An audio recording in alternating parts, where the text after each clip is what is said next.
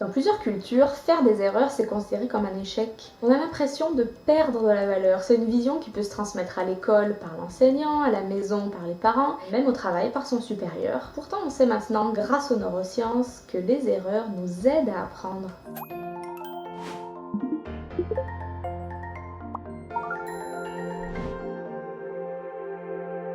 Je suis Marjolaine Masson, neuropsychologue à l'Institut des troubles d'apprentissage et aujourd'hui je vais vous expliquer pourquoi l'erreur est la condition même de l'apprentissage. L'erreur, c'est un moment quasi indispensable lors de la construction des premiers apprentissages. Dès le début de sa vie, l'enfant il a un besoin instinctif d'apprendre. Puis comment il fait? Eh bien, il va prendre des risques, il va utiliser ses connaissances, il va les transformer, il va faire de multiples essais et nécessairement, il va faire des erreurs. Il y a plusieurs points importants à connaître à propos des erreurs et de l'apprentissage. Premièrement, l'enfant n'apprend bien que lorsqu'il génère en permanence de nouvelles hypothèses. Un élève passif apprend peu, donc l'enjeu pour un enseignant, c'est de le faire participer en classe pour que son esprit devienne curieux, pour qu'il anticipe ce qu'il croit avoir compris. Concrètement, l'enseignant devrait toujours alterner des périodes de théorie avec des périodes où il va solliciter les enfants, les élèves, à l'aide de questions. Deuxième point, l'enfant qui devient curieux, qui devient donc actif en classe, il doit absolument recevoir un retour sur erreur. S'il est correct, alors on le félicite, mais sinon il faut que l'enseignant il explique pourquoi il y a une erreur, afin de décomplexer l'apprentissage par l'erreur et puis donner un intérêt pédagogique. C'est-à-dire qu'il risque moins de persister dans son erreur s'il a une explication, parce qu'il va s'en souvenir. Il en est de même pour les examens. Donc lorsqu'un enfant reçoit